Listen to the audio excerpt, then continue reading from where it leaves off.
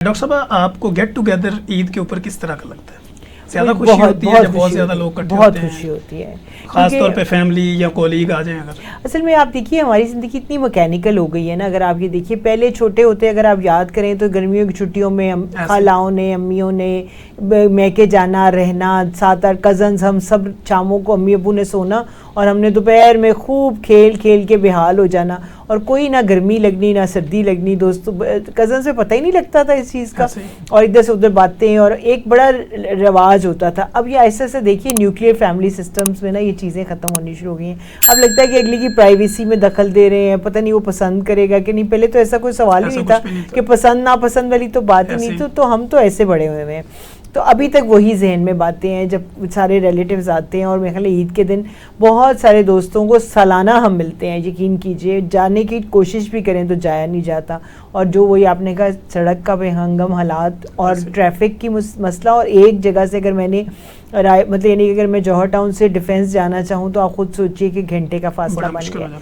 तो उस वजह से कई चीज़ें रिश्ते नाते सोशल मीडिया पे कनेक्ट रह गया, लेकिन जो पर्सनल कनेक्शन है ना वो काफ़ी हद तक ख़त्म हो गए। तो ईद एक वैसा मौका है जो कि रिवाइव कर देता है इन मोमेंट्स को। अच्छा डॉक्टर साहब, ईद के ऊपर आप अपनी शॉपिंग खुद करती हैं? जी वैसे शॉपिंग अब तो अल्लाह का ये वैसे शुक्र है कि बच्चे और मियाँ भी वैसे कर देते हैं। अच्छा। लेकिन जनरली शॉपिंग मैं खुद करती हूँ, लेकिन ईद की शॉपिंग इस दफ़ा जो है ना वो बच्चों ने और उन हस्बैंड ने करके दे दी है।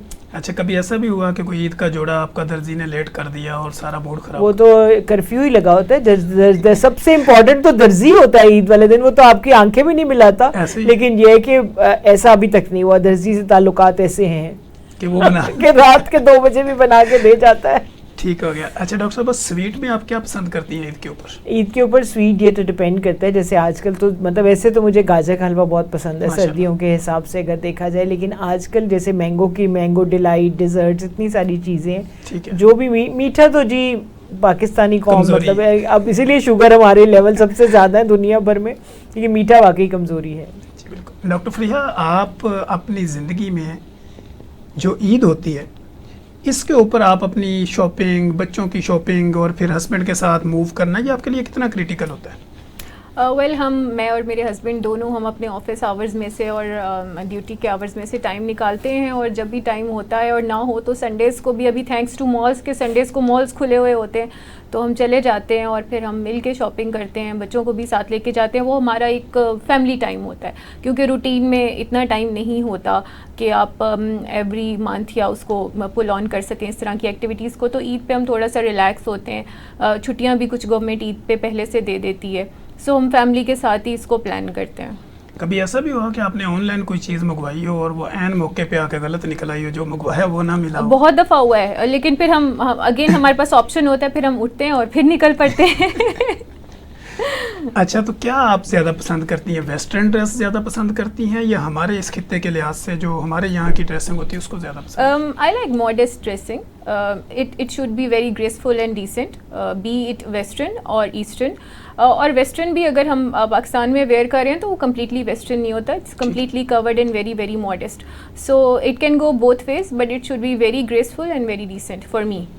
और ईद नमाज पढ़ने के बाद जो आपका दिल चाहता है कि सबसे पहले मैं जिस शख्सियत को देखूं वो कौन है? कसाई। जल्दी से कसाई आ जाए और साथ में कुक भी आ जाए ताकि काम शुरू हो जाए। ठीक हो गया। अच्छा, कुर्बानी करने के बाद डॉक्टर साहब ये आपका एक्सपीरियंस है कि जो गोश्त डिवाइड करते हैं जी, उसमें भी आप हिस्सेदार बनती हैं डिवाइड करने में, या बाहर से हस्बैंड ही करते हैं? नहीं, हम उसको, मैं हस्बैंड के साथ उसको मैनेज करती हूँ, हमारे पोच में ही होता है तो हम मिलके ही उसको मैनेज करते हैं और मैं उसमें पूरी तरह से इन्वॉल्व होती हूँ। और हम कोशिश करते हैं कि जिन लोगों की कुर्बानी नहीं है उन तक भी पहुँचाया जाए, और ऐसे लोग जो सफ़ेद पोश हैं या इस चीज़ का जिक्र नहीं करते उनको भी याद रखा जाए।